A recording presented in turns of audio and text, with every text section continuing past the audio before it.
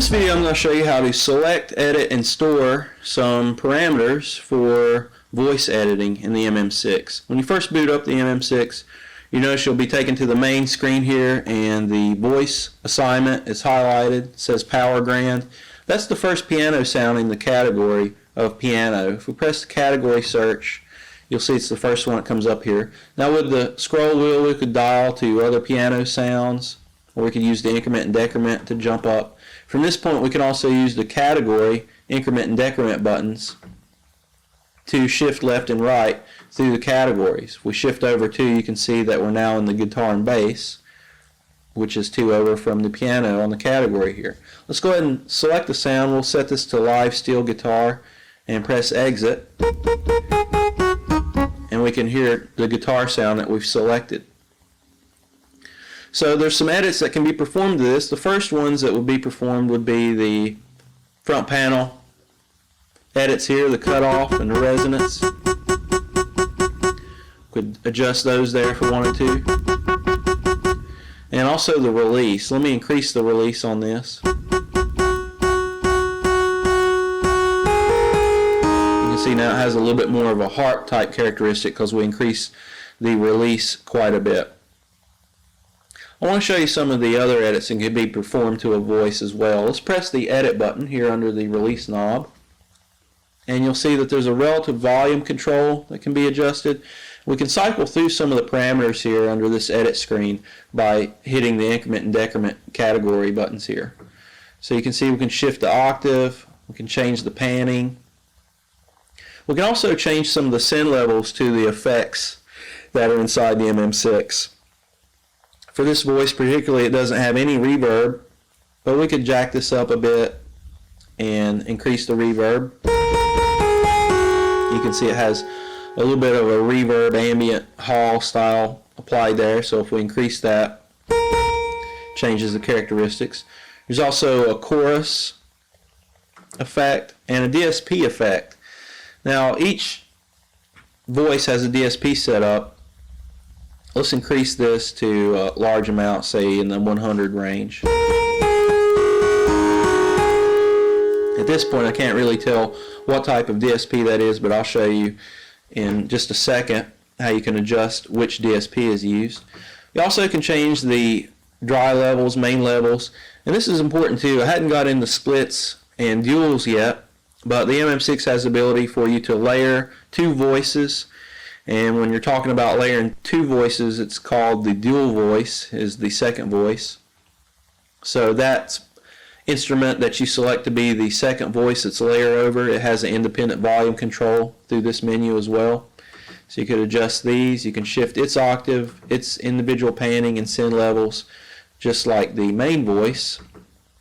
And once we cycle through all those, there's also some controls for the split voice. Now splitting is when you have one instrument or one voice on the right hand side of the keyboard and one on the left hand side. So this split volume is controlling the volume of the instrument that's on the left hand side. So we can cycle through all the parameters for it, its send levels and so forth. And once you get out of all those, it goes back to the main voice again. Let's, for an instance, go ahead and exit out of this. I do want to point out another feature. I was talking about the DSP parameters. Let's go ahead and hit Utility. And these edits are where you're going to perform or adjust or select what type of reverbs that you're using. You can see it's set to Hall 1, but there's quite a bit to choose from here. Set it to a room reverb, which would be a little bit tighter than a hall reverb. Many different ones there. If we increment through the categories, you can see we can change the chorus type. We can select DSP to be on or off, and select the DSP type. Now right now it's set to Hall 2. This is kind of redundant because our reverb type is set to Hall 1. So normally you don't use 2 types of reverbs together. If we wanted to, we could scroll through some of the different DSPs here. Some of them are very characteristic, like you may have some EQing effects, you may have some phasers, you may have some delays, and commonly you see a lot of delays that can be applied to an instrument to really give it a very characteristic type effect. So here we've chose the DSP to be a delay. You can tell that really changes the dynamics of the sound as well. So let's scroll through some other ones here. There's some master EQing, pattern levels, tuning, so forth. It doesn't really have so much to do with voice editing particularly, especially when you get into some of the arpeggio edits.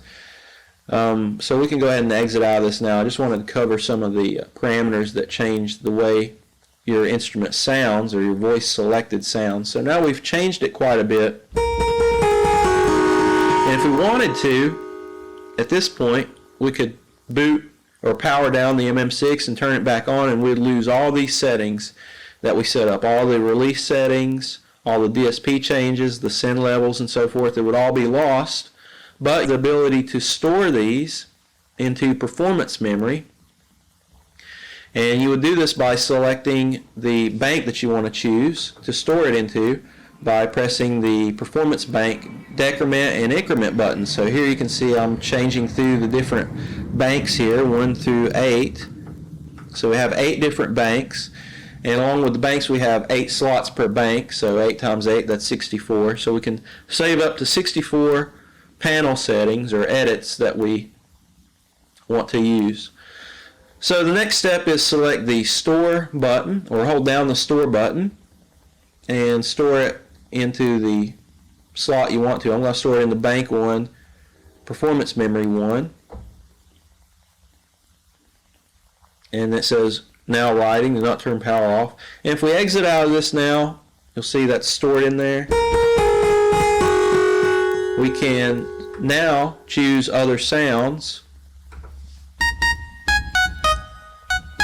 and if we want to recall that performance that we stored, all we would do is make sure and just select the bank and then select the instrument and then exit. See, now it brought back the steel guitar. You can even power down the M6 at this point and reboot it, and it's going to go back to our default sound here. But if we want to again pull back up that same voice that we edited, you would just select the bank and then press the memory slot that it was in and then exit. You can see it brought back the live steel guitar again with those same parameters that we stored.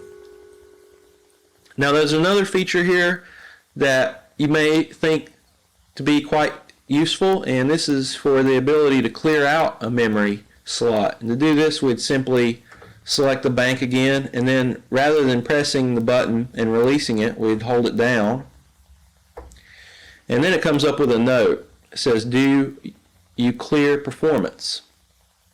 And you could press yes here. It says, are you sure? You can press yes again,